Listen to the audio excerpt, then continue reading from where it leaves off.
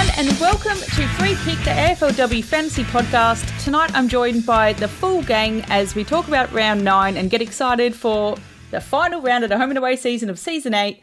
How's it going specifically, Liam? Thank you, specifically Mel. It's going both amazingly well and super stressfully, I think is the main thing. Like, the Bombers had a big win, my team had a huge round, but now I actually have to stress about this next round because the Bombers can still fall out of the 8 and I've got to try and hold a good rank for one final round of the season. I don't know how I'm going to handle it. Yeah, I mean, Will and I are just sitting here hanging out and you've got a proper stressful week coming on.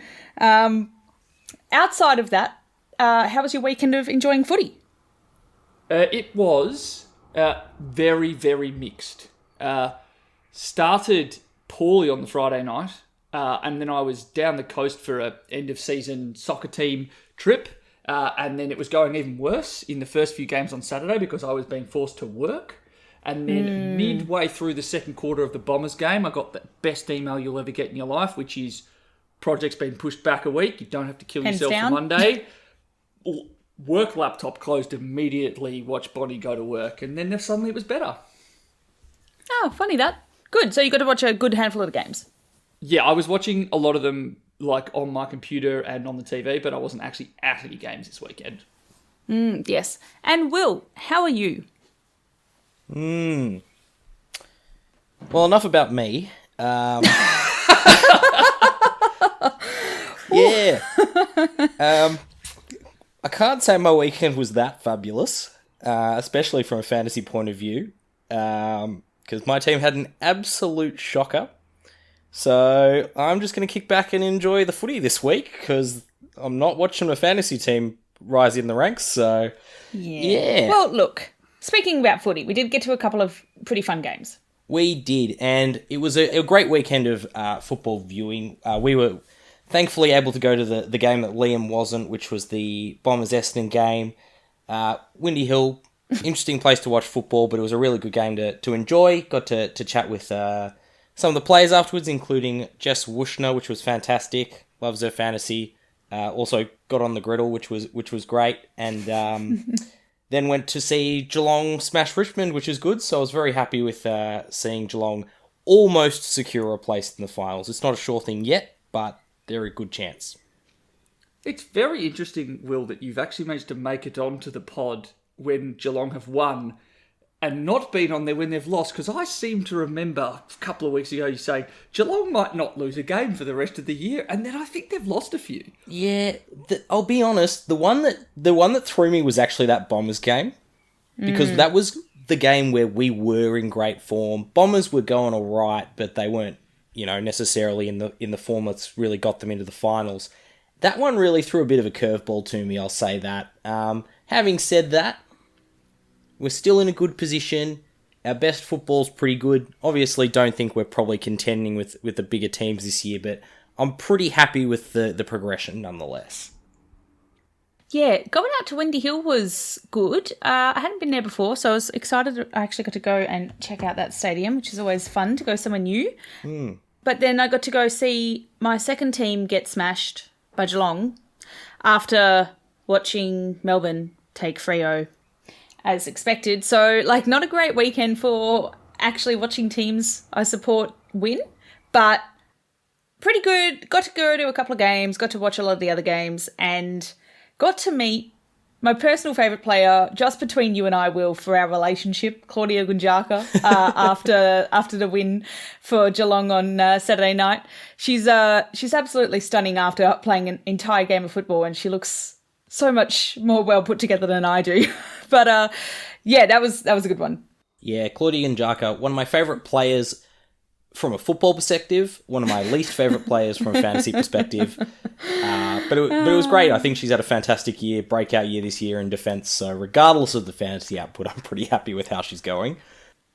Yeah. So, from a fantasy perspective, we joked a few weeks ago how you guys were two ships passing in the night. Unfortunately, one of those ships has run into an iceberg. Will, why don't you tell us? My ship is at the bottom of the ocean at the moment. Yeah. And it's now Shipwreck for future explorers. Yes, it's a home for the fishers now. So we will let that one pass by, and I've jumped aboard the Emeritus Professor's ship, and I'm following that one going forward. Oh, you have? I have. This is news. This is news. And yes, I'm now pinning my hopes on Liam, so I'm unfortunately for you, Liam, adding a little bit of extra pressure, because now if you fail to make the top 100, I'm also going to be sad, so... Co-coaches. I don't like to throw around big calls often, Liam, but you've got the hopes of a nation on your shoulders, and... Yeah, thank you. That's really deloading the stress that I've already talked about having. That's very helpful, Will. And I believe in you, so...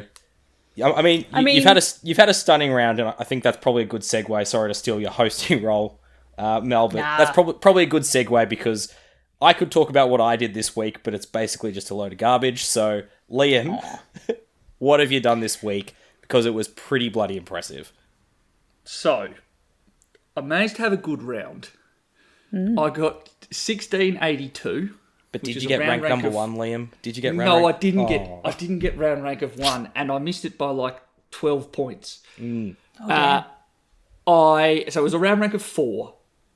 My trades this week were Emily Borg to Versace Syme, Ruby Tripodi down to Mualalawifi, and then Nina Morrison out. Perfect timing to Bonnie. That was good. Good trade. Effing good. Very good trade. I'd just like to throw in that your round rank was higher than one of my bench players scored this week. So I had Isadora McClay score a 3. So just as a bit of context of how badly I went this week. I heard on the commentary McClay's name come up, and I was going to be like, "Whoa, McClay's she did a lot of something." And then I looked at her score as a defender, and I was like, "Oh, I won't mention it." Oh, so yes, I am now inside the top 100 at rank 93. And thank God, because we've got some competitor, the competition schmumpetition is one of our strategic pillars, but we've got some other pods doing AFLW fantasy content this season, which you love to see. But we also need some worth behind this podcast, so we actually know what we're talking about. So you finally made it into the top 100. It would be fantastic for the reputation of Free Kick if you could just stay there, please. Yeah, but what about the hat that I've already got for finishing Nah, but there was third? 4,000 people. I got a hat. Like, come on. You're inside the top... I'm getting sidetracked. So, I moved up 125 spots. Like, here I was last week going, like, maybe I can scrape together 2 decent enough weeks. Yeah, this was where you were hoping to be at the end of next week if you were lucky. Yes. Now I'm in a complete... I was not expecting this whatsoever. And thank you to the work of Bit in that. I was... Of people that were in the top 100 this week, I had the biggest rank rise. Oh, nice. Which is wild. And so, yeah, my goal before had been like, I'll finish top 200, top 150. Now it's hold. Just hold on. And then the high levels of it is just like... Basically, trading out Nina was big. Still having Matilda Schultz go big really helped. And then kind of no one really truly stunk it up that wasn't somewhat highly owned. Like that's my main reason for doing all right this week. Yeah, because like Evans didn't have a great week, but she was quite highly owned. Yeah. Tiny Evans going into last week was like, there's a great stat, or there's a great bit in that talks about relativity, which is basically an indication of if you've got this player in the side, it's predictive of you having a high ranking. Tiny Evans, for most of this season, has been number 1. Because her ownership has just gradually gone up and up and up and up and up as you've gone rank higher and higher. She's now down to 4th, which is interesting, but it was good that she was the one who stunk it up this week. Because it's super highly owned top 100. And in the lowest scoring position too. She was close to my highest scoring player this week, I reckon. In your defence, that's not far off the truth, which is sad. Yeah. How about we I like move how you skipped over the part. sad? Yeah, we're going to go to the other end of the scale, because my trades this week, I did Kate Horder-Roberts. I should have done the Morrison trade. That trade was technically a win, because Roberts outscored Hoare, but Yeah. I traded out Wardlaw after a 29 who scored a 79. Just Ouch. fantastic. Traded her to Chelsea Randall who scored a 50. And I also traded out Izzy Huntington to Gabby Featherston just for a little bit of extra money. Score of 1381, round rank of over 5,000, which put me back 230 places up to 645, which basically means that my high-level summary is I've had an absolutely dud week in my season over. So my goal is to now get into the top 100 with my team emeritus professors. So looking forward. I like it. That's a very realistic goal. It's a very realistic goal. I've done fantastic at curating this team, and yeah, it's been a great year for them, and I'm just so proud of them.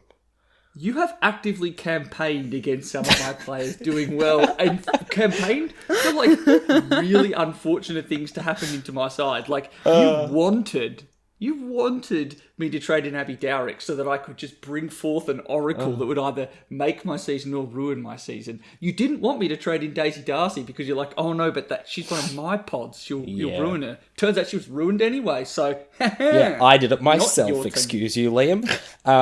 I think.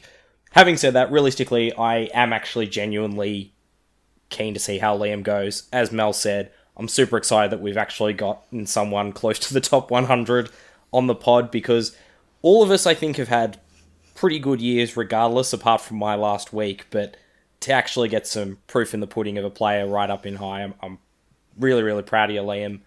And it's going to be super, super great to see, regardless of what happens, because fourth overall, that's bloody brilliant, honestly. And I've got no reason to watch my own team. So why wouldn't I watch the best of us? Join in the stress. Join in the stress, absolutely. Having said that, just quickly, Mel, I definitely think that a good trade option for you this week is Abby Dowrick. Imagine if you won a hat bringing in Abby Dowrick. It would just be like full circle completeness.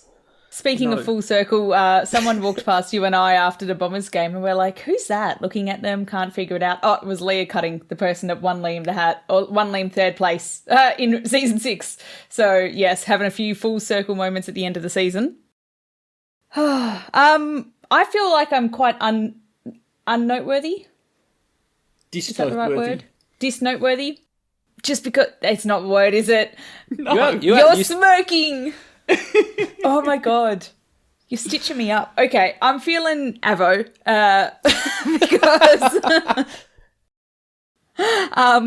my overall rank is 482, which I'm very happy about because I really wanted to get in the top 500, and I'm just going to pretend that the top 500 is the top 100. So I'm there. I just got to hold it. I jumped up 200 spots or so this week with my score of 1598, which is pretty exciting. That's pretty big. Yeah. I was just going to say you're feeling pretty avo. You've gone up more places than me, and your round rank was still 183, which is still a very good score for the week. Well, avo in between you two, because we got the shipwreck on the bottom of the ocean and the super yacht, and I'm just hanging out. Just a smaller yacht. Just a little scuba diver. Well, at least your ship is still above the water.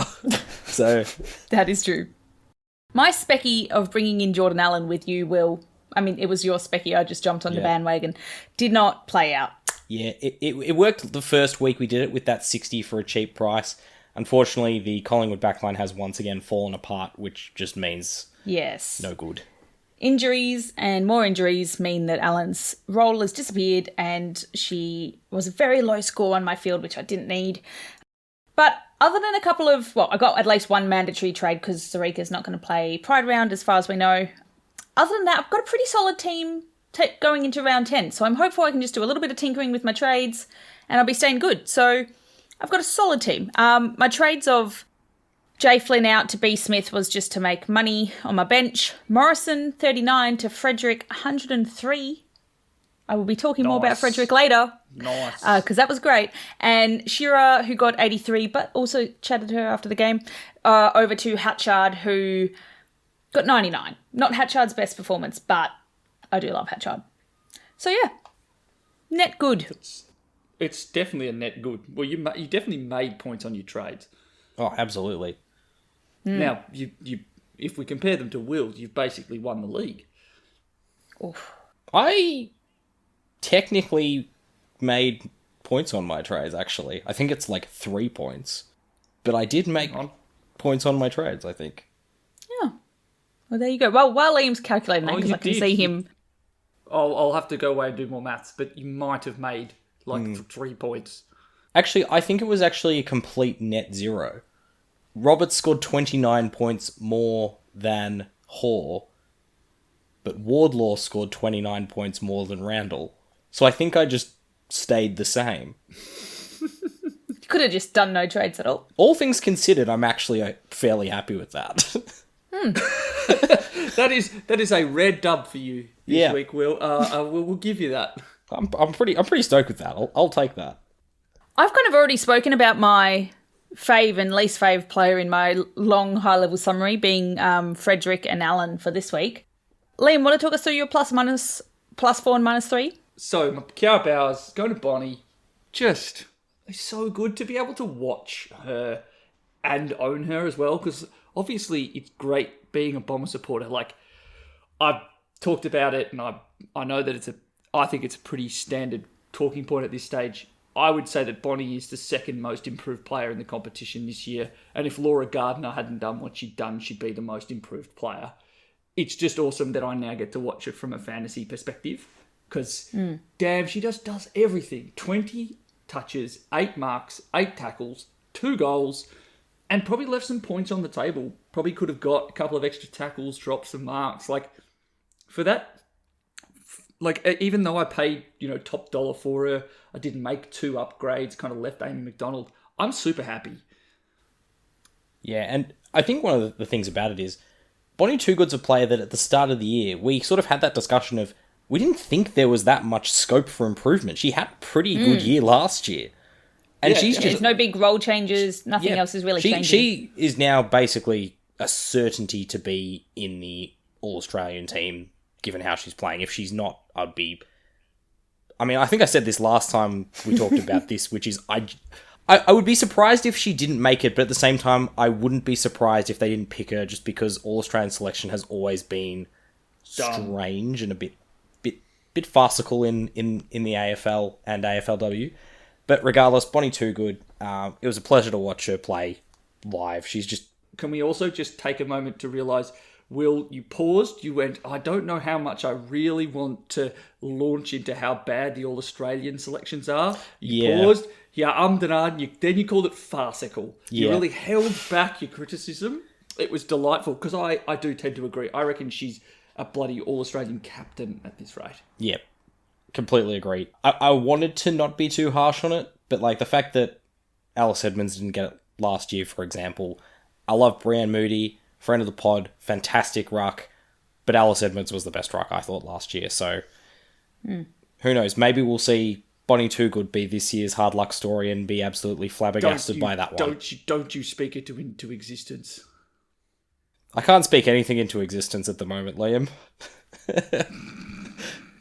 Well, do you want to at least speak your +4, your Kiara Bowers for the week into existence? Yeah, I didn't have many options for this one, because I only had 5 players who scored over 100, and 3 of them are the best midfielders in the competition in Noffy, Riddell, and Jazz Garner, who pretty much everyone has, and the other one's Laura Gardner, who everyone also has. So I've gone for Ella Roberts, who was my rare trade win.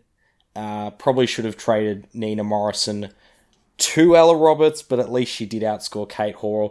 My gut feel on Kate Hoare not scoring as well was right. It just wasn't quite as right as it could have been in terms of who I traded for Roberts. But Ella Roberts, she's basically the future of the competition, and she's so bloody good. And yeah, Ella Roberts, my +4, and a rare shining light for my team this week. Yeah, and to be honest, it's lower than what she could have got. She spent a lot of the first half sitting very deep forward, which I just truly do not understand. She's so good around the ball. She just makes such a difference. Her hands are incredibly clean. I think Zali's a bit offended that you haven't called her the future of the competition. Well, it's actually funny because in our run sheet, we a bit later on are going to talk about our, the players that have been good this year, blah, blah, blah.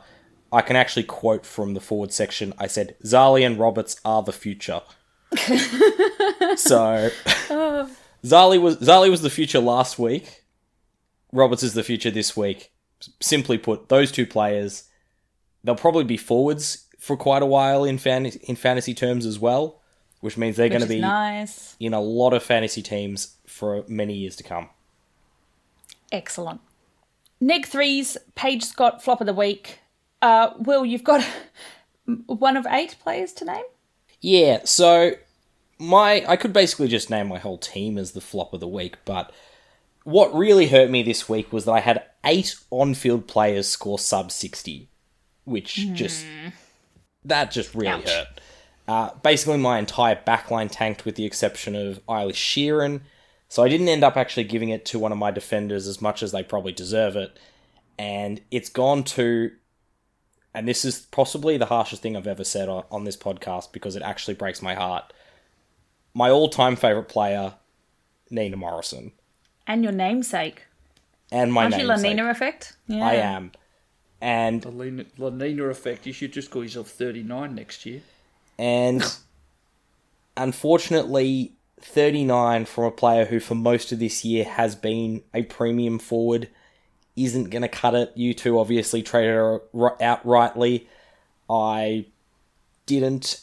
Held on to my favourite and it burnt me. And so I'm keeping her in this week so I can just enjoy watching her regardless of the fantasy score.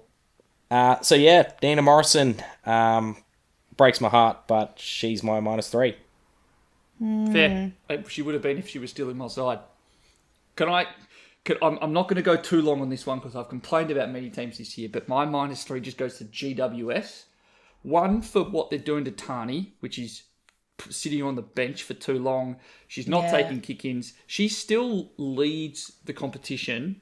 She still leads, all defenders for effective kicks and defensive rebounds. So defensive 50 rebounds. And she's barely been above 75% time on ground each of the last 4 weeks. I don't know what on God's earth is going on. She's by far and away their best kick. It's stupid. I'd also like to give it to GWS because they literally couldn't hold on to the ball. They basically got out-possessioned by 100 touches, which meant that it was just a bloody training drill for the Gold Coast Suns, which meant that Rowbottom, who usually supplements just this super inside contested game with a whole bunch of tackles as well to get to her at 120s, 130s, there was no bloody stoppages. The GWS couldn't touch the ball. It was just horrendous. They were just so not prepared for the slippery conditions up on the Gold Coast. I hated it. That was a game that I had a lot of players. Actually, didn't this week. But other weeks, like GWS and Gold Coast are like, bing, bing, bing, watch those games. You've got a lot of players in these teams. Yeah, that was just chaos to watch. And then watching Rowbottom slip to her ankle. Don't know what that was. That was also not a great end.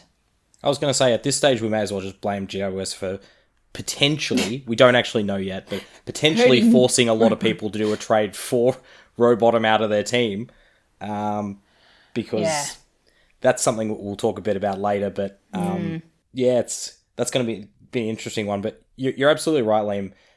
The Tiny Evans one for me, as a player with a terrible backline, is just flabbergasted.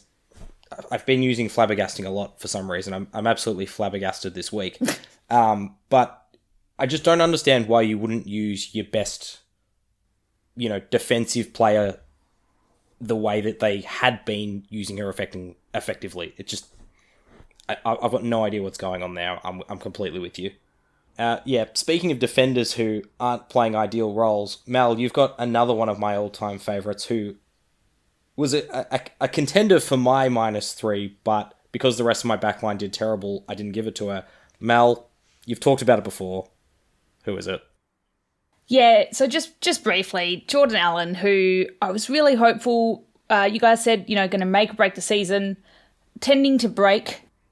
It's, when she does get the ball, she's great. And when she does, when the ball and the play's in her area, she's all over it. But that's just not happening very often because Collingwood having Butler come back in for, one game and then go out, and then Ruby come back in for one game, and then do her knee or something. I mean, PCL. Yeah, PCL. That's right. Another reason they're my short weekend on was terrible. defenders. Yeah. The player used to sponsor comebacks one game, out again. But yeah, so they're going to have to push her back into more of a defensive role again, which is annoying because she's been like the yo-yo of excitement in the back line there. So yeah, she's unfortunately got to go from my side, which is sad because you don't trade out friends of the pod as a rule, but like I got to stay top 5. Even though you both did it with Nina Morrison last week, so yeah, but that was last week. that was needed. Yeah, I think with Geordie Allen, what I'm desperately hoping is that she's going to go into next season underpriced and be almost like a Tani Evans at the start of this season, where you know they've got the potential for a 60 plus average coming in well underpriced. Might be a really good pick next year, but as you say, Mel, the Collingwood backline has been ripped to shreds through injury this year, and it has not helped Geordie Allen one bit. Yes. Now, I'm going to very quickly, or Will, actually, you can very quickly go over the watch and wait scoreboard, because we've almost spoke for half an hour. We haven't even started talking about what we're going to do in round 10.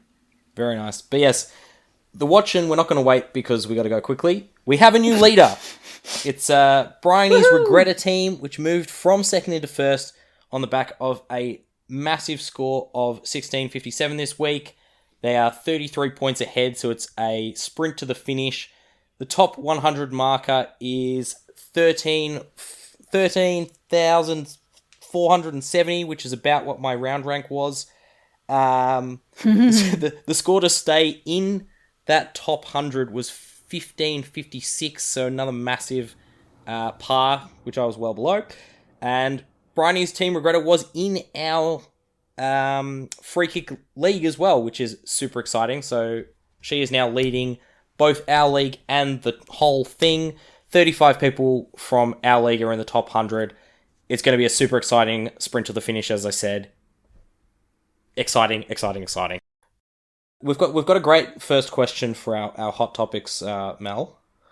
Yeah, so we did a Sweet 16 last week, and I've seen some interesting things happen since then. So just going to have a little glance backwards at what we said were going to be the Sweet 16 for the last 2 rounds and what's happened. And then reflecting on that, hot topic number 2, who do we need to be adding into our Sweet 16s kind of for round 10, the last round? So who is going to be the highest scoring in each line for this one next game? So a little bit of chat around that with some questions, and also having a bit of a think about the strategy. Do you go for pods or do you go for commonly owned players to try keep your position? So the pods, the role they're going to play, some of that chat will be towards the end.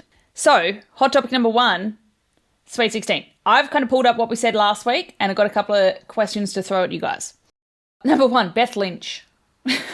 No. Didn't see that coming, did we? Not even close. No. She's had a 14 in a full game this year. Do we think it stays? Like, if you No. think Sheeran's got a good run, does it stay for her too? Sheeran, I can't say I trust her because she is the literal definition of a yo-yo, but I trust her times about 1,000 more than Binchy. Put it this way, Binchy hasn't scored more than 50 this year prior to that 91. If you're, don't have much money to play with, if you're looking for a point of difference, you could risk it on it, but literally traded Hannah Priest. If you lose a spot in the top 100 by picking Beth Lynch, you'd be kicking yourself, because there are safer options. So Beth Lynch is 568 and Hannah Priest is 510k. Yeah, because she lost another fortune. Yep. Yeah. So maybe a little bit more interesting topic then. Evans, how do we think she's going to fare next week? She's someone that I put as D5. You guys didn't have in there at all in your top 5 for defenders. Another really low score. Is she someone that we're trading out if we have her? If you can. It really does depend on your side. I honestly think that amongst the reasons I've actually managed to do all right this season is that I haven't been trying to trade my D5. I've just said 50 is fine. Like, if the role is close to the same, it's fine. This week, though, I don't like the role and time on ground for Tani Evans. So if you wanted to try and differentiate, it's not the worst way. I think there's some questions about who the upgrade targets are, but it's possible. Yeah. I'd take a 50, actually, over, So what was would it Will. Alan got? Yeah, absolutely. A 50 would have been my 35? third highest scoring defender. So Woof. she was my third highest scoring defender, in fact. So there you go. There you go. Nice. So Thomas is someone that I put a little bit lower because I was expecting her to have a quieter round 10 when they're playing Adelaide. Yeah. She had a big round 9, but is she someone that you would be trading out for matchups purposes given the amount of money she has? If she's playing forward, maybe you would. Yeah, this is my point. That was truly gobsmacking. In the fourth quarter, Charlotte Thomas gets thrown as like centre half forward, leading, and she kicked a goal and she can still mark the ball, but she didn't look like she really knew where she was meant to be. It just seemed like a throw talented player near a place where we need the ball, which is worse than like when we see Bonnie, Anya Tighe, even Chloe Malloy get thrown behind the ball because that's where the ball is. That's good. Throw where the ball you want it to be, bad. So I'm really hoping that was just because they actually thought they had a chance to win. I would be very surprised if they did it against Adelaide because I don't think they're going to be in the game. And I would not be trading her out because her best score this year came against Melbourne when the ball lived in that back line. I expect similar this week. Adelaide aren't as easy to score against, but I still think she'll do well. Yeah. Liam, what's your note here? EOD not good. Emma O'Driscoll. Emma O'Driscoll. I thought it was end of day. I was like, you've given up on the defenders. She's a player that has succumbed to the will curse, unfortunately, because I thought you were about to say the Fremantle curse. that's been present the whole time. The Emma O'Driscoll has come into my team and was part of my cursed backline this week, so bad luck, everyone. It really is one of those frustrating ones because it looked like she was the only consistent player at Fremantle. And Surprise. as it turns out... And even then... even then, it was just that was another very weird game. I feel like anytime there's a breath of wind in inner city Melbourne, it's blowing 6 million miles an hour down at Casey, and things just get a bit weird. And yeah, there was so few marks in the defence for Fremantle. The ball actually didn't live in the Fremantle defensive line. So odd.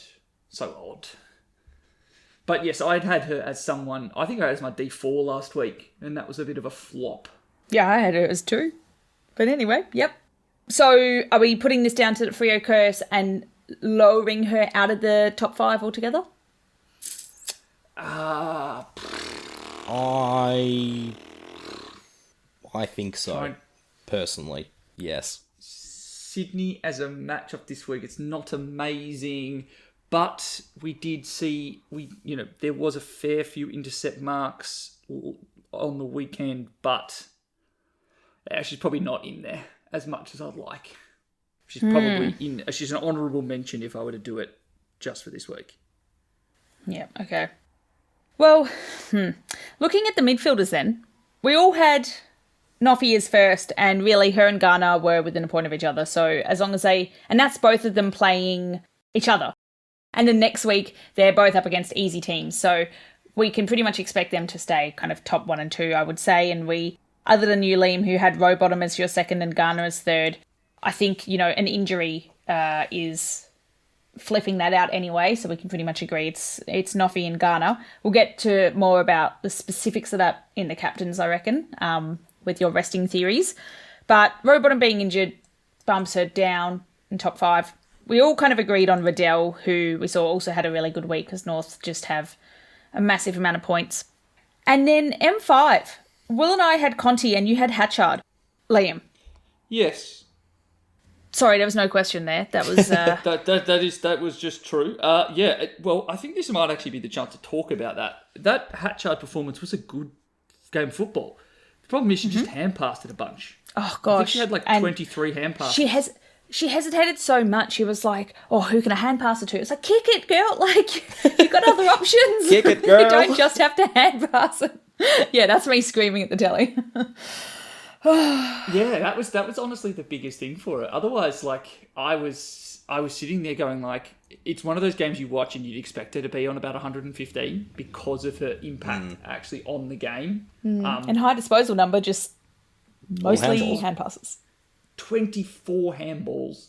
Still had 3 marks. Didn't have that many tackles. She was spending a little bit of time just kind of drifting outside the stoppage a bit. She might have been able to supplement that with some more tackles. But yeah, if she just converts that to like a 13 or 14 kicks and a 18 hand pass game, you're in like pretty comfortable. Yeah, you're near 110, top 10 120 around. Yeah, kind of what it looked like she was doing and what I expected to be able to do. So I still think she's a trade-in option this week, kind of pending what you think about how much Adelaide might rest players against West Coast. Yeah, and then on the Conti side, that was a flogging. Like, that was not a good game for Richmond. Neither team were really quite clean with getting it through to goal, I would say, but there was just like a lot of scrappiness around. Oh, yeah. And it just meant that like kicks being one of the great ways you can get solid points, like that was, I mean, it was still good, but it was a bit lower. Just kind of like everything across the board was a bit lower, less marks. And so she had a good game, but it was just a little bit quieter on the scoreboard than it could have been. I think that she could still be a good argument for M5, although I probably think I'm leaning towards Hatchard a little bit more because of the matchup that they have. What about you, Will? Yeah, to me, this basically entirely comes down to something Liam's mentioned, which is how much management do Adelaide put into their star players. Because I think if Hatchard plays a full game, so, 80+% time on ground, I think Hatchard does edge Monconti. But if she does, maybe play a bit more across half forward, a bit more bruise-free footy, maybe you get another 99 because she's just handballing it around because it's a training drill and they don't want her to be contested. Yeah. Whereas in Moncon against Collingwood, two teams that are still fighting for finals, you know that Collingwood don't really tag. I think they'll do something this week. They'll do something, but they don't have a dedicated tagger. So regardless, even if it is just a run with roll, I don't think that'll overly concern Moncon. And I think Moncon, you'd be pretty happy. You'd be pretty certain of around about 100 at least, I think, for Monconti. Whereas in Hatchard, I think's got a bigger range of what she could score this week, but definitely the highest ceiling. Yep, checks out. Having a look at the rucks. Well, are we going to do players we might have to add in that weren't on the list last week inside our top 5 now? Or we're going to do that later? Because there's someone. Okay, let's just do it now then. What in the ever-loving F are we doing about Kiara Bowers? Because she scored 127 in 73% time on ground, and they can technically still make the finals this week. I can tell you what we're doing about Bowers. We're back in Bowersness, baby. Coming back into my side to finish off the round. I think that Rowbottom to Bowers is going to be the number one trade this week across the competition. I think, especially if Rowbottom isn't named because of that ankle injury. Yeah, I think that that's going to be most likely what a lot of people are doing.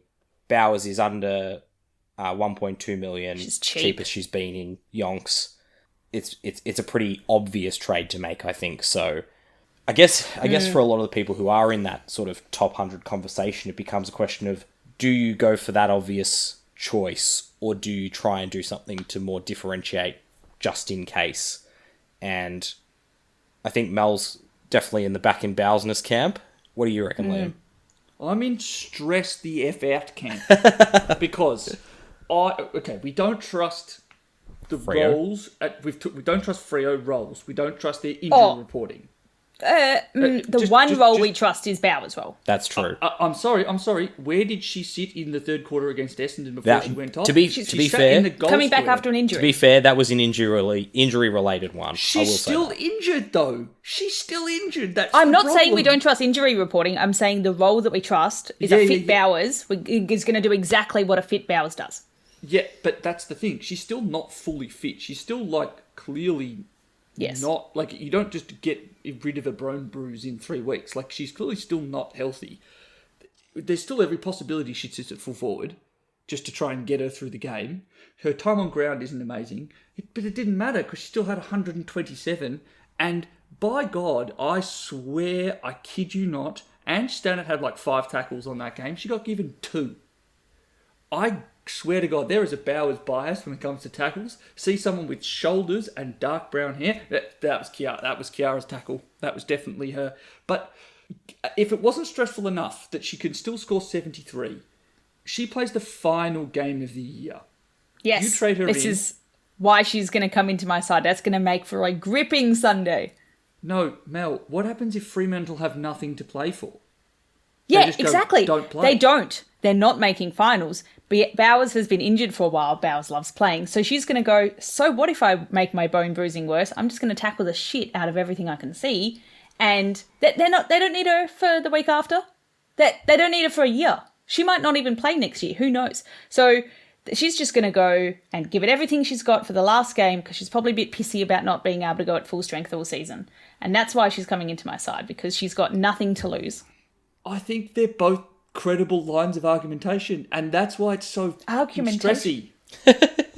Stressy and argumentation in the same sentence.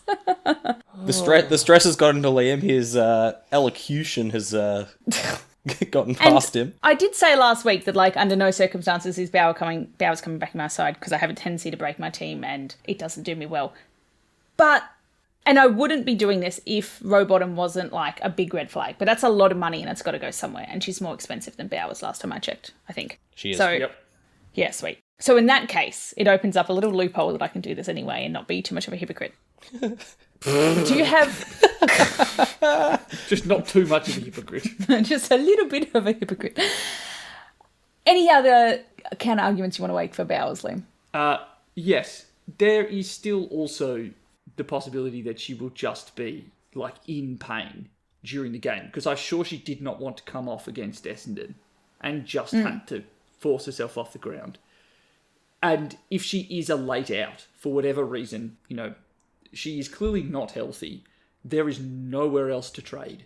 And I'm going to be relying most likely on Taylor Levy to be my bench score. And if that is the reason that I don't make a hat, because I trade in Bowers, I'm going to be pissed. So, like, yeah, this is why I'm already stressed, because I know that in terms of the higher scoring potential of players to trade in at that level with a good matchup, it's Kiara Bowers easily. But there are so many, like, little flags just everywhere that, yeah, it's just shit. Can always bring in Hayley Miller if she's a laid out. Megan Kaufman? I don't know if I want 45 in my forward line. Yes. Well, So, yeah, I'd like to move on again, but... we can now. We have to talk can now? about Bowers. Yeah, okay, fair. I think I'm as passionate about Bowers now as you were about bringing her in last time. Like, Yes, and how well did that go for us, Mel? yeah, but It's less consequential for Mel this time. So okay, Rux. We all had Brianne Moody with a star next to her name. Given it good doesn't come back, she did. So now who? Luckily for us Schultz holders, she had a great week, and that is very, very satisfying because that is my R1 from the starting squad that's just absolutely seen me through. She's staying where she is. Will? we've talked ships passing in the night. And the ships really have passed was. in the night in the ruck department as well, because Matilda Scholes went up against Ali Morfitt a few weeks ago. And it was the first time that Schultz beat Morfitt was either that week or the week after. And I am absolutely convinced that in that game at some stage, Matilda Scholes stole Ali Morfitt's ruck powers and has become the number one ruck in the competition, much like Ali Morfitt was. So I tend to agree. If you've got Scholes, I don't see any particular reason to trade her out at this stage, given she's going as well, if not better, than pretty much every other premium option. Here's the question, right? the main options people have were Brie Moody, Matilda Schultz, Mim Strong, Alice Edmonds. Alice Edmonds this week has a not easy matchup. I think that's a really unfortunate spot for a lot of people. Great that you got a good score this week. The tough one here is probably Mim Strom holders, given that would be me. Will, your team's in a tough little pickle here. She was one of the 8 that scored less than 60. So yeah. So bad score last week. Didn't cover the ground as well as you'd expect. Probably doesn't benefit from those games where there aren't kind of more predictable high kicks for her to intercept. Goes up against Sydney this week. Sabs Frederick just at 103. What about Rising Star nom this week, Lucy Wales? That was the right Wales sister, yeah? Yeah, that was the right Wales sister, because Steph Wales had a bad week up against Moody, who has clearly just got the wood on her completely. Now, Hawthorn are playing against Geelong. One very, very tall ruck in Erin Hall. Yes, the very, very tall ruck, the new Onya. So that doesn't necessarily... That's a pretty middling matchup for, the scale of hardness. So you could, but I think... We can talk about it later, but I think Schultz has the great matchup this week. Yep. Just keep up against Schultz. GWS. Just keep Schultz. If you've got Schultz, don't. I'm not changing it. No, don't trade her. Yeah. What are you going to do though, Will? I am just keeping Strom because my trades are irrelevant this week, so... What about my favourite primo ruck, Gab Seymour? 10 Gab points? Seymour off at 10. Yeah, Hey, she's going to be... Mel, she's going to be cheap next year. She could not put any weight on her foot for majority of that game. For the record, Gab Seymour was my ruck in my Keeper League matchup for on-field 10, and my other ruck in Keeper League is Ali Morford, so I could be going into a grand final without a ruck. Well, Joyous interestingly times. enough, though, for anyone who wants to play next year, probably going to get Gab Seymour priced at 65, which is the cheapest she has been for a long time. So, and we know she has a ceiling that is up amongst the top rucks in the competition. She had 3 80s in a row at one point this season. So, this is one that we'll put in our black book, which, just for context for our listeners that didn't listen to us last season, Liam kept talking about running plays in the black book, meaning like he wants to come back to them. And I kept thinking that meant like death book, like he hates them and never wants to think about them ever basically. Again. Yeah. And I was like, oh, that's an interesting way to be framing this for next season. So no, Gab Seymour can go in your fluorescent, don't forget about me coloured book for next year as a underpriced ruck. yes. But in terms of options this week, yeah, I think if you've got Edmonds, if you've got the capacity to sidewaysing to Scholes. If you've got Edmonds. Yep. I think Edmonds has a really tough matchup this week, if I remember correctly. North Melbourne. Okay, no, not as bad as I first thought. Maybe it's a tough matchup in general. Tough matchup in general. Should actually be all right. I guess she's going up against Kim Rennie most of the time. I was going to say, didn't one of their rucks get hurt? Kim Rennie's back. She'd done her hand and she was a test, but she's in this week. Right. Okay. May we move on to the forwards? Yes. I am very happy that I did this because, Will, you weren't here. And yes, you put Frederick as your F4, but I had her as my F5 and it was just Liam and I on the pod. Very happy with my introduction of Frederick to that and wish you were here so that you could have convinced me to put her up higher. That run that she's been having when we saw her at that Collingwood game and she tried to sit down on a bench for 30 seconds and got called back on, I was like, this is an essential role. And we saw her, she would take the ruck hit out, she'd run straight over to full forward, so she gets hit out points, she gets goal point, score points, and then she can get moved behind the ball as well and be like a tall tall defender for like however many minutes that was. So she is fantastic. And I reckon if you're looking for a Morrison trade or someone else trade, Frederick is probably still fairly lowly owned. Liam, you are squishing your lips together. What don't you like about that? Only because I don't know if... Have you done the maths on the gap between Nina Morrison and Sabs Frederick? Nope. Just going out and recommending it anyway. Mel, why don't I talk about what happened with my F5 whilst you do the maths on that? Because, I think Sabs Frederick was absolutely great this week. I would have loved to have done that trade, but I just couldn't turn down the possibility of going Bonnie, who has, an understandably higher ceiling. Collingwood do have a tough rack matchup this week as well. So still going to be an okay score, but I don't think I wouldn't be expecting 103 again. So Mel, how much is it going to cost you to go from Nina to Sabs? Oh, about $500,000, 400 grand. Yeah, just whip that out of your back pocket. Downgrade someone on your bench. $20. Yeah, I've got a 700k player on my bench just sitting there waiting for a rainy day. Yeah, now's the time. We already kind of spoke about Goldsworthy having a quieter one. I think she's one that you would keep anyway. You're not getting rid of her, and I think she'll be very good this week too. Unless you are doing like a Goldsworthy Morrison out, and maybe you're doing like a too good Frederick in. I don't know. The only reason you get out of her is because you need money to put on someone that's flopping like a Morrison, but otherwise you wouldn't be doing anything with that. Now, I'm just imagining Nina Morrison. Have you guys seen the FIFA goal celebrations where people like jump up in the air and like shake their heads? Now that's what I thought of when you said flopping like a Morrison. Like a salmon. Doing the fish celebration. Yeah. Yeah. Nice. I wish I'd taken a little print screen of that. Yeah, other than that, where's my other tab?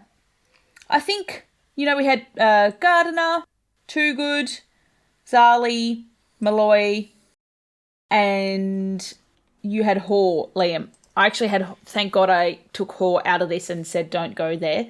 What's changed for you, if anything? Or are you standing by it? I stand by it because I believe that she was only about 2 straight kicks away from being up in that kind of 90s range again. And I do think, and that was also done with an asterisk in my mind of it was dependent on whether or not Taylor Harris is back. I did talk about it. You did say that. I did say that it was really contingent on whether or not Taylor Harris is back. She wasn't back this week. I probably would have been pushing Frederick up because she had that great matchup against no rucks for Sydney. You actually had Morrison in your honourable mentions as well. Okay, I did. I don't necessarily order my honourable mentions perfectly.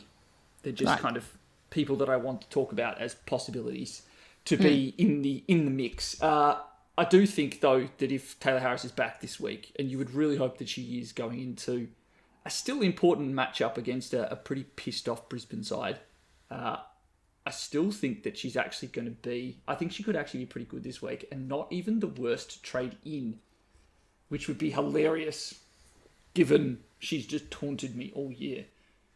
You want to trade Hoare in now? I think you could absolutely trade Hoare in now. If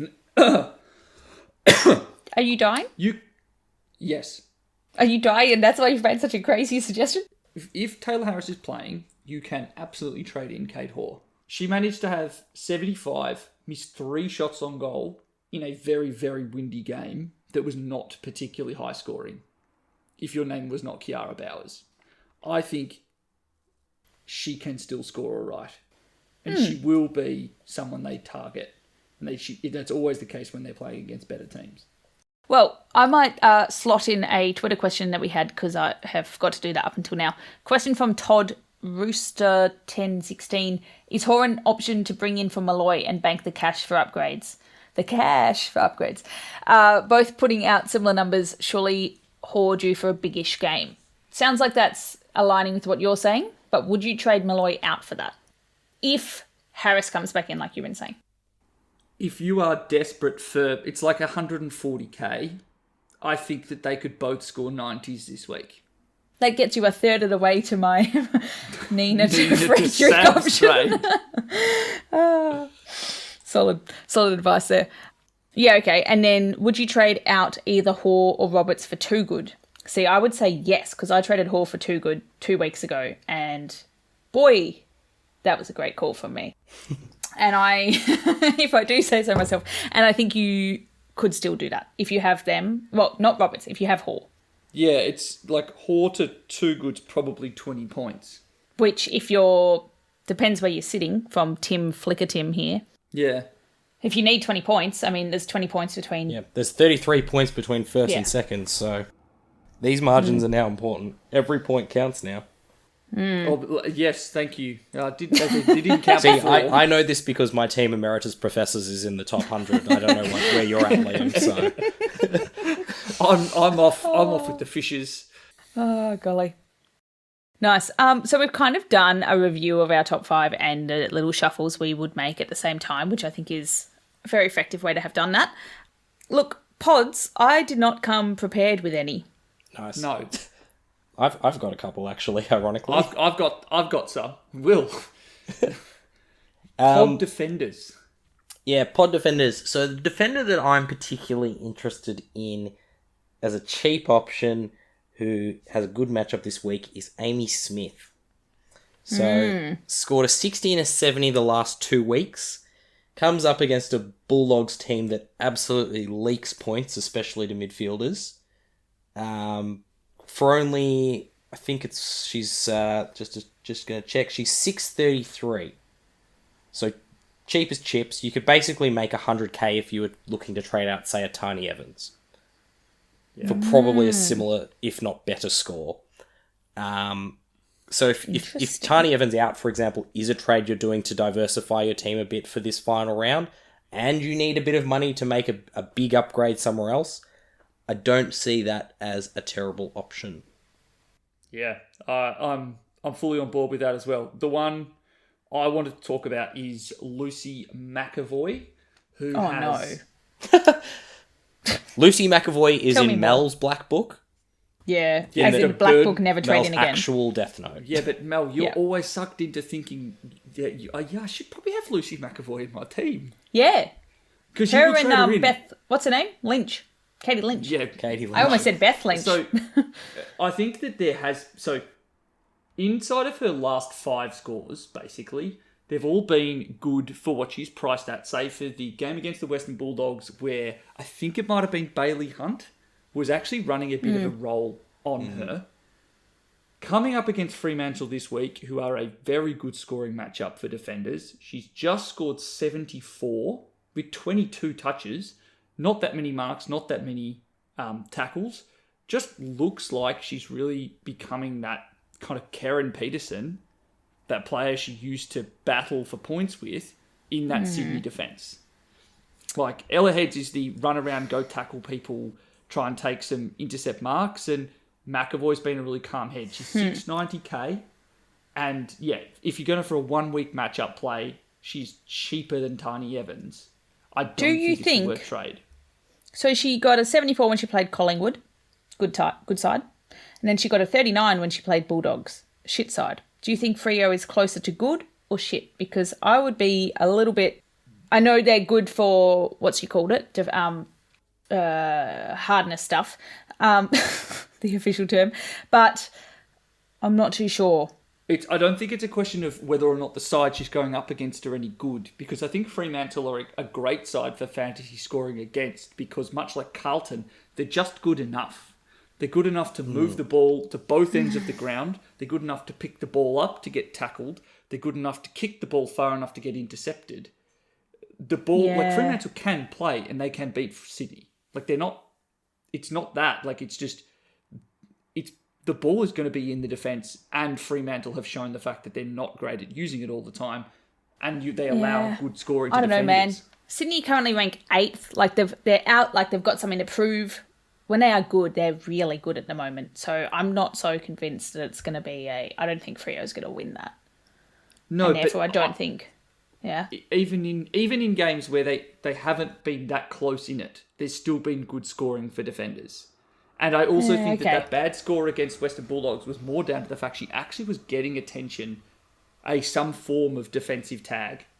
So I think that if you're looking for someone who is value, she is absolutely an option this week. I put a strong hesitation on that one, but I will let your voice prevail. Personally, for 70k less, I like my Amy Smith option, and I'm going to take that as a W because it's the only one I'm going to get. Can I? Well, whilst we're talking defenders, got a question here of some poddy-ish kind of players. We've got a question from JD here, who I think is ranked like 12th at the moment. Trying to round out a defensive line. O'Driscoll, Grider, or Walker Which do we prefer? I'm very unhappy with Emma O'Driscoll, I will say that. Brooke Walker's a really interesting one because she's kind of jumped out of nowhere and scored 268s and an 81 in the last 3 weeks and hasn't had over 65% game time in those games. So, A lot of midfield time. I think Yeah. the reason that So had a horrendous first half against Carlton, had a bunch of tackles in the second half. Yeah, she's really up to tackle game. I wouldn't be doing Brooke Walker because she's now like she's 787. She's bloody expensive at this point on the back of those 3 consistent good weeks after some bad scoring before. Particularly if Steph Kane is back though. Because at that point, the Bombers will have their full complement of midfielders and, well, they won't have their full complement of forwards, but they'll have Vaught, Sophie Alexander and Paige Scott. Brooke Walker has been a bigger body that they've thrown in the midfield for her tackling pressure. It's been a really helpful addition, particularly with Jackie Vaught out. But if you're trying to fit in Prasparkas, Nanscorn, Kane, and then rotating through quite often Vaught and Scott, and maybe a little bit of Brooke Walker, I think her time on ground might come down, but her midfield time might come down a little bit. She'll spend some more time on the wing. Yeah, I think for me, if you're in a position like JD's, if he's in around 12th, it's a move that could get you up to the top 100 if you're already fairly sure you're going to get a hat. But if you're on the cusp, it's a big risky one. I would personally avoid Emma O'Driscoll because she's part of my cursed backline. So to me, Nat Grider against a very good team in Melbourne seems to me like the safest pick there. See, Liam's gone nah on Walker. You've gone nah on O'Driscoll. I was sitting here being like, I'm going to go nah on Grider. Nice. I think I love what we're this. saying is, JD, go back to the drawing board and think of a JD, different trade. bad luck. We don't like any of these. And I only say no to Grider because she's up against Melbourne, and we've seen when we've had players from Melbourne in the past that they will just kick it straight across the defence and not even really get the defenders to be able to do much there. Yeah, Will? Yeah, I just love how, I was just thinking how much I love that we're talking about a guy who's allegedly on the cusp of being in the top 10 and we're just like, JD, your mate. ideas are terrible. What are you doing? But yeah, I think that all 3 of these players, they're an interesting set of players, I guess, because I don't think any of them are really in that upper echelon, so I'm assuming this is a price-related thing. Yeah, so they're all priced at basically the same thing, 787, 778 and 742. Honestly, I would be going down to Belinda Smith at 734. She's one that I hadn't really thought about. Oh, Belinda Smith. West Yes. Coast Belinda Smith. Not Bella Smith, the ruck forward. Yeah, and not Amy Smith, who Not I was Amy like, Smith. yeah, I actually like that idea. So many Smiths. And not Bella Smith, the Brisbane debutante this week. Yeah, who's in my side. Well, okay. move now Smithed to out. some midfielders. Row bottom, we've already kind of discussed what the problem is going to be there. That's probably the main one. And we've also talked about Bowers, and we saw some questions about both of them. Now's probably the time to talk. Can we actually talk about what the resting situation? Yeah. So there was a question here from Muscles SC. How many North mid should I try and fit into my team this week? 5. Yeah, sure. But Amy Smith and Bruton King, She's a defender. Garner and Riddell. No, but she's actually a midfielder though. Yeah. Yeah. Could throw Emma Carney in there as well, so... True. That's a great question. And it really is like a really tough one to answer because it does come down to whether or not North Melbourne decide that they can just, put their feet up in the final quarter. Because here's the situation. They're currently sitting in a pretty comfortable position on the ladder. They're currently sitting 3rd. But they are equal on points with Brisbane and Essendon. Now, Essendon will play before them, so they'll know if they need to win. The Bombers are not going to match the Kangaroos' percentage, which is 207, because their defence is ridiculously restrictive, and Essendon's 112th. So if North are winning comfortably against a Western Bulldogs team that we all agree are bad. Are they going to, lower the time on ground options in that 4th quarter and say, you know what? Just chill, relax. If you got any niggles, kind of put up your feet a little bit. Who are you suggesting has a niggle? Or are you thinking they're going to be niggles? No, but we don't know, right? Like, we don't hear about the niggles. We only hear about the actual injuries. My question then is, who are they probably going to leave on the ground more or less? Because here's the other problem. Bruton and Mia King both had more time on ground than normal. I think they were low 80s last week, which is not surprising. It's a very tough matchup. They want their best fit players on the park all the time. Garner, I think, had her highest of the season of 89, and Riddell had 87%. I think there's a very real possibility that it could be Ash Riddell who might spend a little bit of time off the ground, because here's my hypothesis. Yeah. It's very simple. It's not going to go for Rilla. I think they want to try and get Garner the Best and Fairness award, and so they'll keep her on to try and guarantee 3 votes.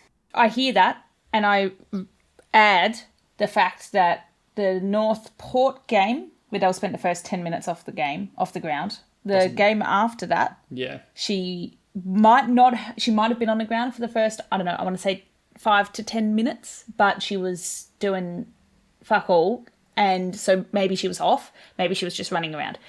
I think that we've seen that they're starting her slower, and she's still making it up in fantasy points, but she's the one that they're taking off a little bit more, especially at the starts of the game, just to, I guess, see how they're going. So I think you could be right there. Like, when you first said that, I was like, oh, in my head, and then I was like, no, actually, that checks out.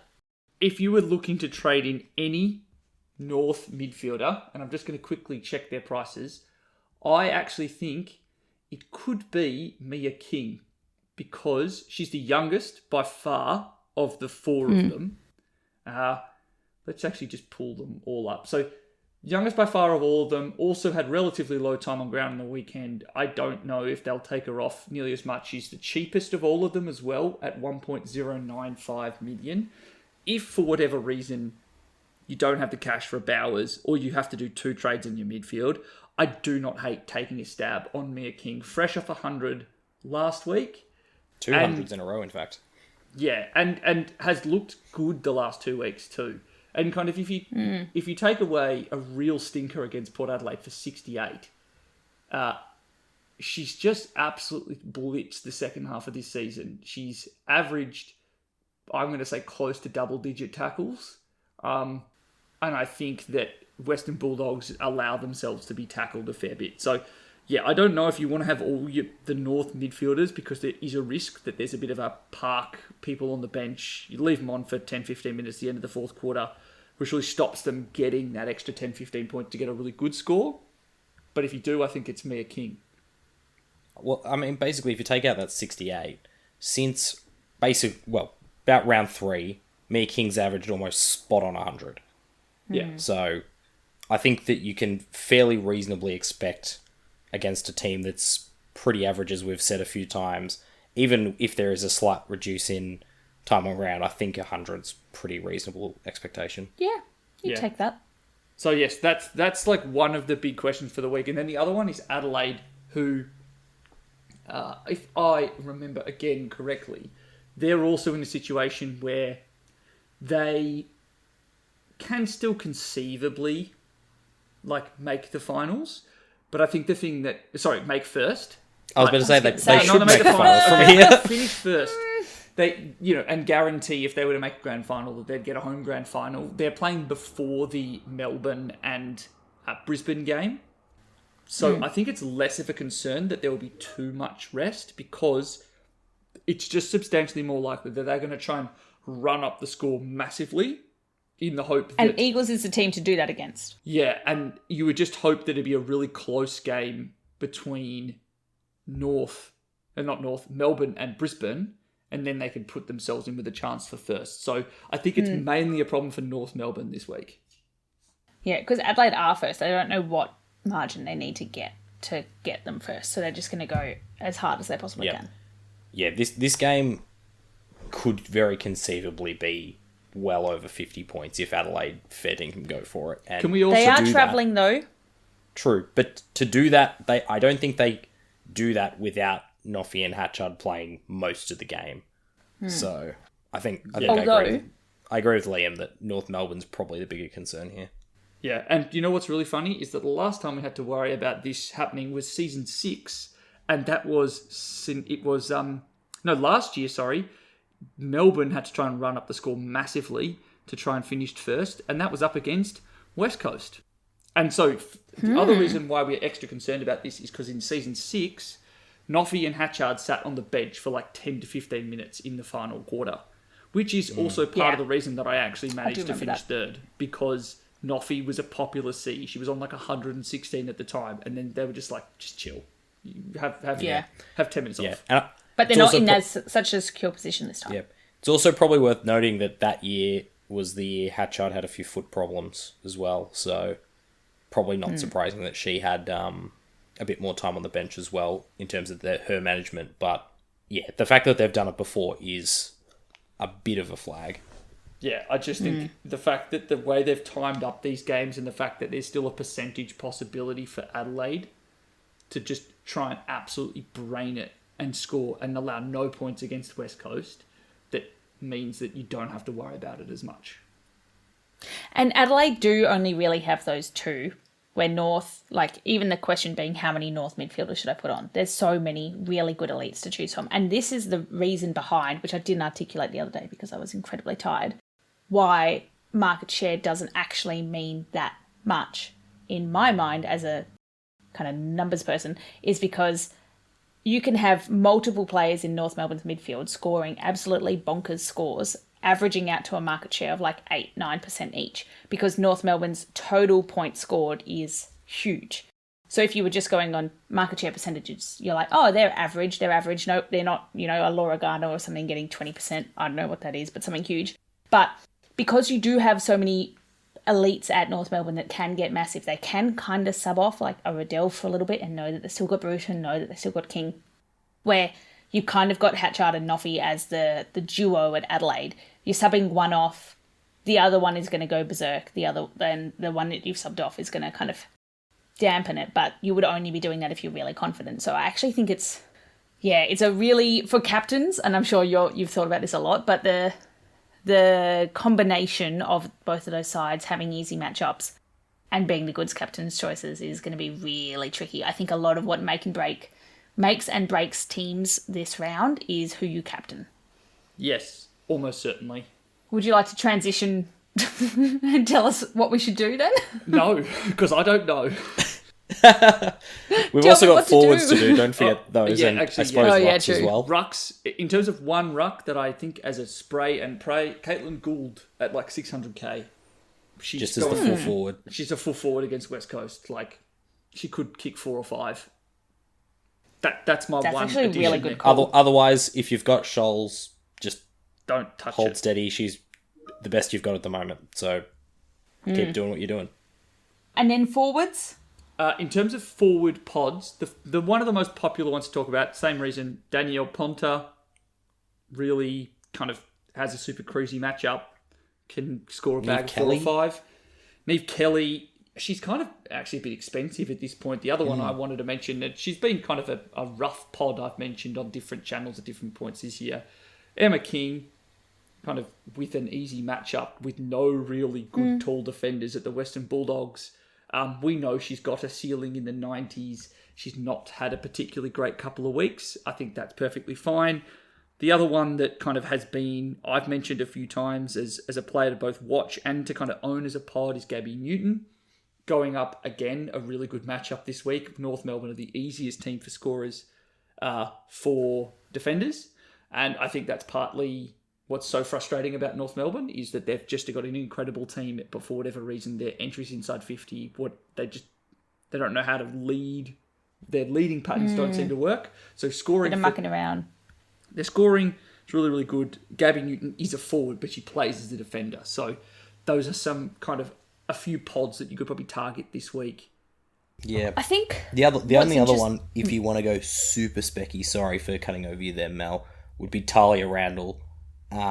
For a big bag against the Dogs. Not a huge scorer, needs to kick 4 or 5 goals to score a 79, but if you really strap for cash, 491. Yeah, that's really cheap. And if they just start sharing them around. Yeah. Yeah. It's interesting now because we're at this position where, because you've got these crazy matchups and multiple of them. You've got 2nd versus 16th. You've got 3rd versus 18th. We're actually discussing forwards that we think are going to be good picks because they can kick a lot of goals because they're in those high scoring teams that are going to make multiple lots of sixes, as opposed to how we discuss forwards every other time. Yes, Lam? Okay, I've just realised why Caitlin Gould is even more of a smash pick. She's possibly the only person that could actually conceivably tie for a goal-kicking record this year. She's on 16, Hoare is on 19, Zanka is on 20. They play beforehand, just funnel everything down Caitlin Gould's throat. Yeah. If she can break the record for the most goals kicked by a player in a single game to get that to get that award. Damn, I'm kind of wishing I wanted to do a ruck trade now. At least be in a position where you have to force, because Zanka and Hoare both go up against Brisbane, who are good forward, they're good defenders, and so they might actually, not be able to score goals really easily. And Brisbane are going to be pissed because they lost to St Kilda, and that would make me pissed too. Why is that, Liam? Will, yeah. Will, given that you've somewhat given up on your side, What? and you've got Strom, can you please do the Strom to Gould ruck trade? But that gets rid of my other trades, which was trading in 3 Geelong players, which is my modus operandi for when I give up in men's classic, which I think was about round 3 this year. Wow. But you know what? I'm going to outsource my trades this week. So I'm going to give one of us each a trade. So, Mel, you've got your trade. And I think that'll make you money. It will. Yeah. Strom to Gould, done. Woohoo! We'll get back to yours, Liam, when we talk about trades a bit later. But I'm gonna outsource them this week. Oh, this is entertaining. Well, the only thing left between that and trades is the insights I will be writing down to figure out who I'm going to captain this week. Liam, take it away. No pressure. What should we do? So, what should we do? So, first of all, we've got Noffy with a great matchup and probably going to have to try and junk. It's not an amazing matchup, though, because I don't think they're going to get nearly as many tackles. And does she get tagged? Then it doesn't matter. It's Noffy. She does. But like what she does. So she did get. Actually, let's actually give Mel more credit than that for the question. Lucy Single did tag Noffy. I think that was an error. I think it should go to Hatchard if you're going to tag someone.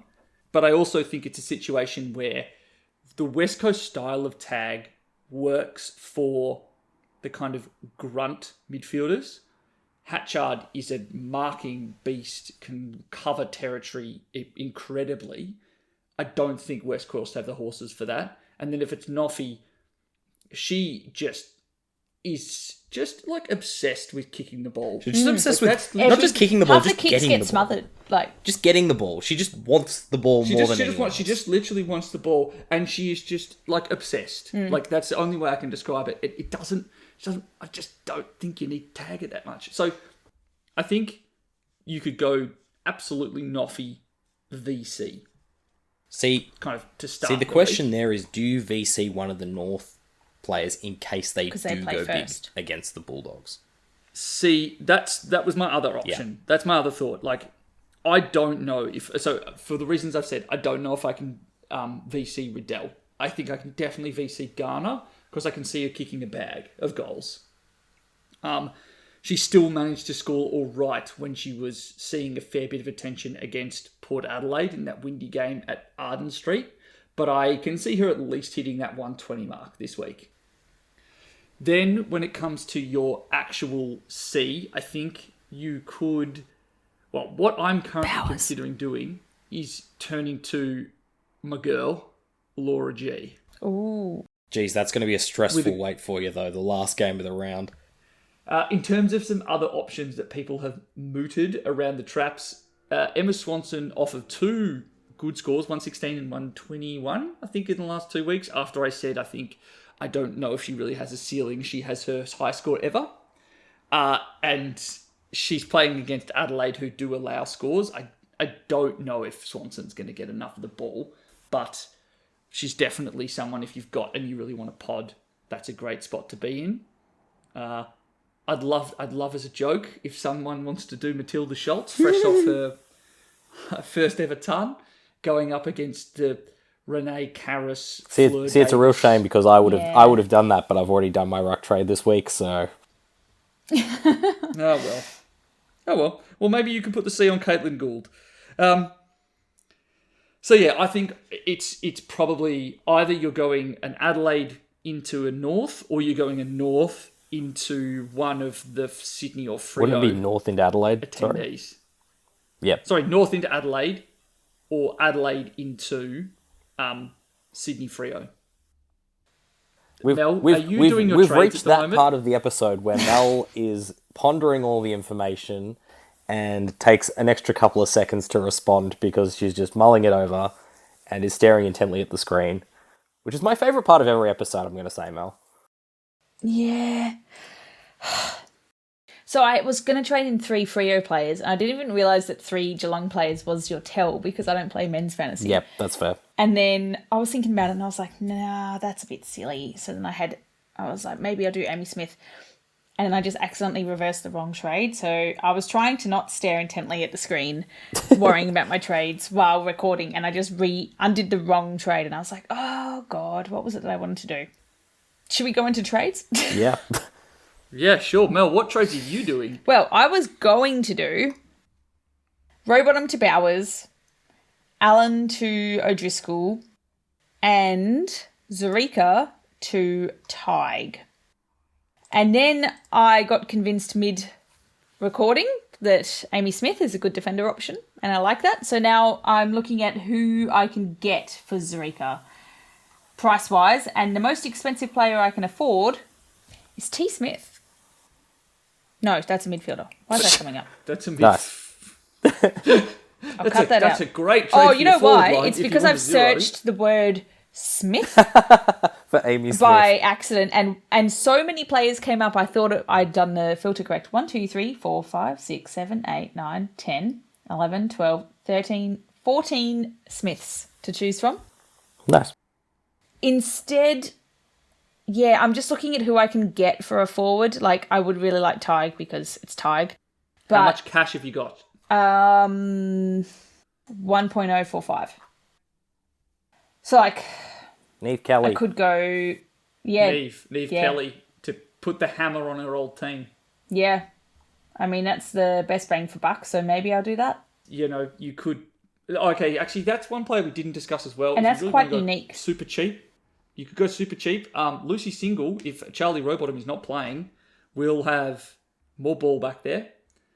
I definitely think that is an option. Also, another player who's been playing really well the last 2 weeks, Paxi Paxman, fresh off her highest score of the year, and we've seen she often scores better in the back end of the season.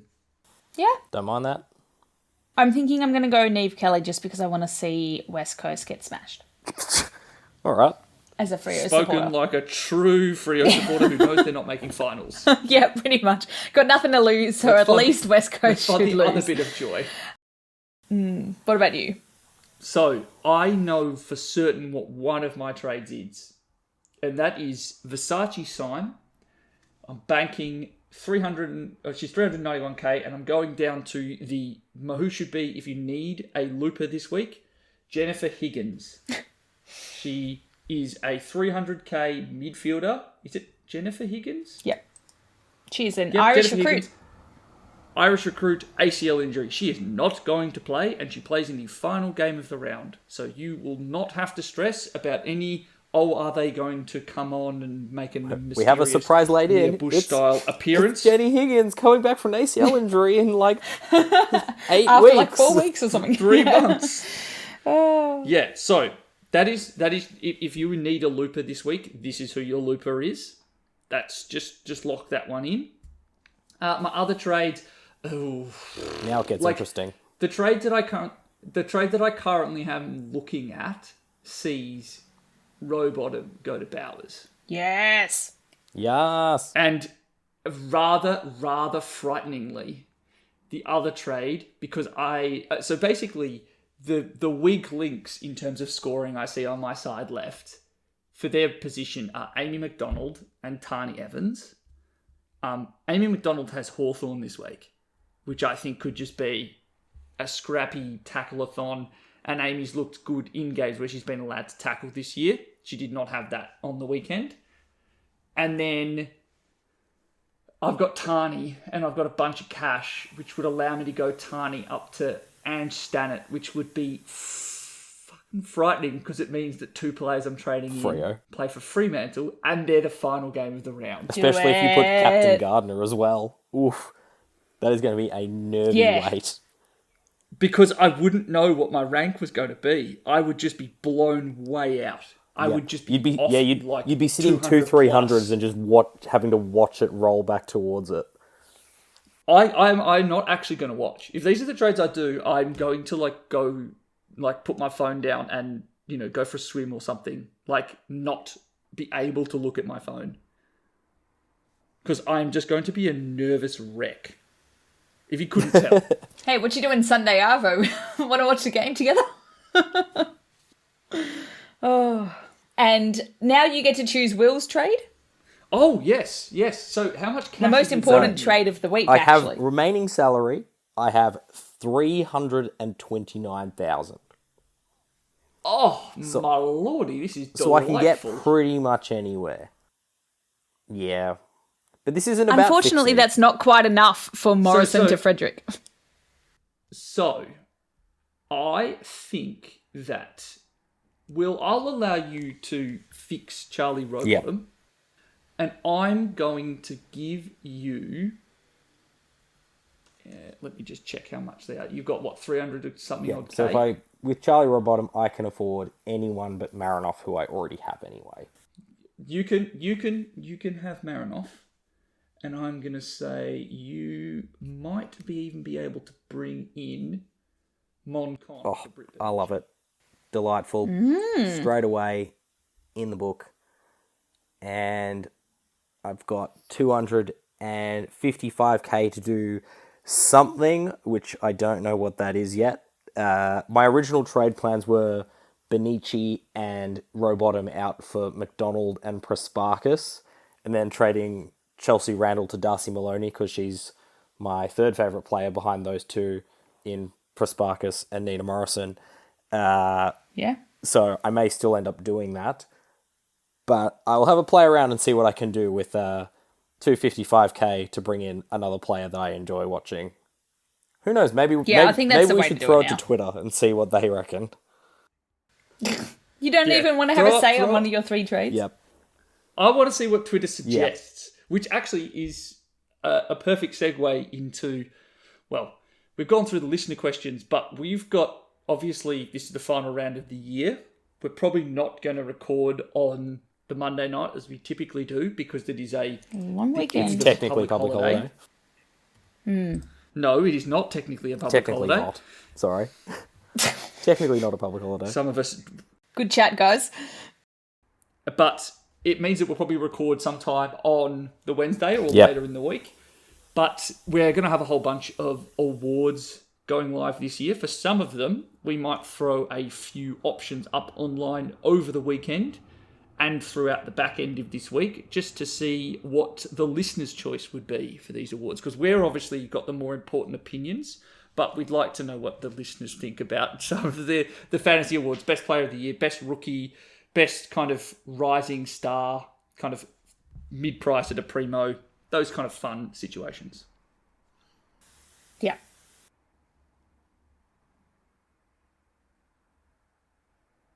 Mel, are you still thinking on your trades? Or you've got nothing to throw to? No, I'm pondering. That was one of the longest ponders we've had all season. It's just showing that we really are at the pointy end of the season here. Well, I didn't know if you guys wanted to say anything either while I was pondering. Look. So that's probably it. Wish us all luck. I wish everyone luck, especially you, Liam. You don't need to wish me luck. Weight of the free kick platform on your shoulders. I wish you luck with your gold trade-in. Oh, thank you. I hope that I stay in the top 500, and we will speak to you all next week in a very nervous review of the season 8. Mel's obviously forgotten that we usually throw to our socials at this point, so you can find me over the weekend being a stressy little shit. So realistically, you probably won't fantasy. be able to find Liam over this weekend, You won't, actually. I will. You're probably going to not be able to find me, particularly if some of my trades go wrong early. Great. So Liam's incognito this weekend. Will, where can they find you? Yeah, you can find me on Instagram and Twitter at WillH_VI. You can go there for all of my pictures with players, and I've changed my... Gradell. I was about to get there. Play the Gradell. I was actually going to say I've changed my Twitter bio to say that I'm actually the free kick historian, not actually one of the coaches. I'm just here to watch Liam do really well while I go, I remember when Jess Del Pos was GWS's best scorer back in season 1. But yes, and the other thing is Gradell Game, at Gradell_game, is similar to Gridley and Footy Grid. I believe these guys very kindly gave it a pump up on the episode last week. Follow it on Instagram and Twitter. Play along. It's great fun if you have any interest in AFLW and want to learn a bit more about the players and show off your knowledge as well. So chuck that a follow, play along, New grid every weekday. Getting harder and harder. It's very difficult for Mel, so yeah, that's a good sign. The first one was hard. I don't have the AFLW knowledge you guys do. So and you can find me as HiMLD on Twitter and Insta. And we will chat to you all next week.